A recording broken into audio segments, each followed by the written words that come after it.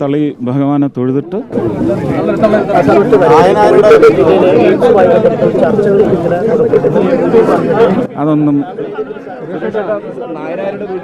അതിനൊന്നും ഞാൻ ഇങ്ങനെയുള്ള ചാനൽ ചർച്ചയ്ക്ക് വിധേയനുമല്ല, ഞാൻ അതിൻ്റെ മെറ്റീരിയലും അല്ല.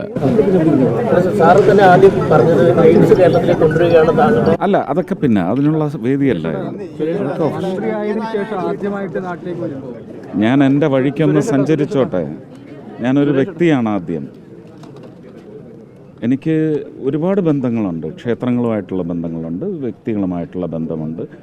എല്ലാം ഞാൻ കണക്കിലെടുത്താണ് പോകുന്നത്. എല്ലാ വിഭാഗം ആൾക്കാരുമാണ് എന്നെ പിന്തുണച്ചത്. എനിക്കതൊന്നും മുറിച്ച് കളയാനൊക്കത്തില്ല. ഞാൻ പണ്ടേ അങ്ങനല്ലേ, ഇലക്ഷൻ വേദികളിലും അങ്ങനെ അല്ലായിരുന്നു. അതങ്ങനെ തന്നെ ആയിരിക്കും. എന്ത് മോശപ്പെട്ട ചോദ്യമാണത്. നിങ്ങൾക്ക് വല്ല ഉദ്ദേശമുണ്ടോ? നിങ്ങൾ എക്സിറ്റ് പോൾ മുതലേ എനിക്കിട്ട് ഒരുപാട് താങ്ങുന്നുണ്ട് കേട്ടാ. നിങ്ങളുടെ ഞാൻ ഒന്നും പറയുന്നില്ല. കാരണം ഇനി അതിനൊന്നുമുള്ള സമയമല്ല. ഇനി ഒരു ഉത്തരവാദിത്വം ഏറ്റെടുത്തിട്ടുണ്ട്. നിങ്ങളുടെയൊക്കെ പിന്തുണയോടെ തന്നെയാണ് അതൊക്കെ സത്യസന്ധമായി അതിൻ്റെ വാർത്തകൾ പുറത്തു വരേണ്ടതും ജനങ്ങളിലേക്ക് അത് ഗുണകരമായി വന്ന് ഭവിക്കേണ്ടതും. കേരളത്തിൽ നിന്നുള്ള ആദ്യ BJPയുടെ പ്രതിനിധിയായി കേന്ദ്രമന്ത്രിയാവും. അല്ല, അങ്ങനെ അതെല്ലാം കഴിഞ്ഞു. അതൊന്നും ഒരു ആടയാഭരണമല്ല. ഒരു ഉത്തരവാദിത്വം മറ്റേതൊരു തിരഞ്ഞെടുക്കപ്പെടുന്ന ദേശീയ ഭരണത്തിൻ്റെ ഭാഗമാവുന്ന ഒരു പ്രതിനിധിയുടെയും ഒരു അലങ്കാരം മാത്രമേ എനിക്കുള്ളൂ. ഇനി അത്രയും എല്ലാം പറഞ്ഞു കഴിഞ്ഞു.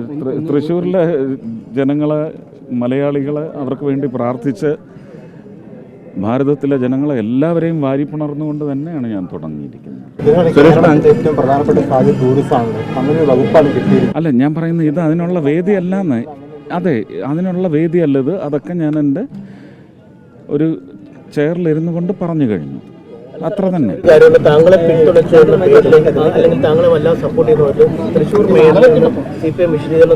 അല്ല, ഞാൻ പറഞ്ഞില്ലേ, ഈ വക ഉപരിതല പ്രയോജനപ്പെടുത്താൻ വേണ്ടിയുള്ള ചർച്ചകളുടെ ഒന്നും മെറ്റീരിയലല്ല ഞാൻ. അവരൊക്കെ ചർച്ചിച്ചോട്ടെ, ഞാൻ അതിൻ്റെ ഭാഗമല്ല.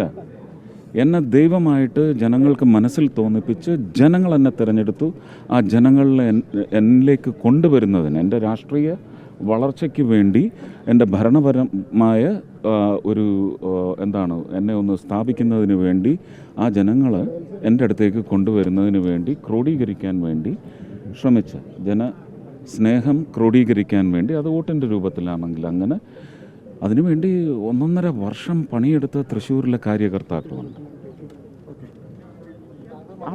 അവരൊക്കെ മാത്രമാണ് എൻ്റെ ജനങ്ങളും അവരും ആണ് ഇനി എൻ്റെ ഉത്തരവാദിത്വം. എന്നെ അവർ ചേർത്ത് നിർത്തും എന്നാണ്. ഞാൻ ആരാണ് അവരെ ചേർത്ത് നിർത്താൻ? അവരെന്നെയാണ് ചേർത്ത് നിർത്തുന്നത്. കേരളത്തിൻ്റെ ടൂറിസം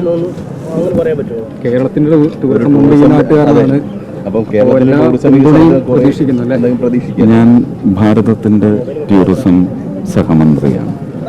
അപ്പോൾ ഉത്തരവാദിത്വം എത്ര വലുതാണെന്നറിയണം. പിന്നെ എന്താണ് ഒരു നീതി നിർവഹണം ഭരണത്തിൻ്റെ ഭാഗത്ത് നിന്നുണ്ടാവുന്നത്?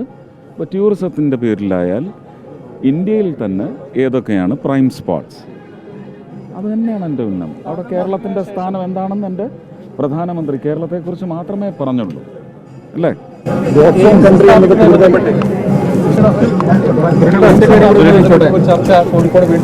ഏതാ കോഴിക്കോട് വേണമെന്ന് അവർക്കെല്ലാം അവകാശമുണ്ട് അങ്ങനെ പറയാൻ. എനിക്കും അതുപോലെ ഒരു ചെറിയ അവകാശമുണ്ട്.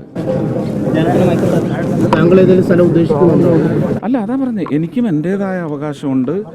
എൻ്റെ അവകാശം ഞാൻ എൻ്റെ അഭിപ്രായമായിട്ട് പറഞ്ഞിട്ടുണ്ട്. അത് 2016 പറഞ്ഞതാണ്. അതിപ്പോഴും നിലവിലുണ്ട്. കോഴിക്കോടല്ല മറ്റൊരു സ്ഥലമാണെങ്കിൽ അല്ല, അതൊക്കെ അല്ല അദ്ദേഹം പറഞ്ഞതിലല്ലേ വലിയ ഒരു ദുരുദ്ദേശപരമായ രാഷ്ട്രീയമുള്ളത്. അദ്ദേഹം പറഞ്ഞതില്ല.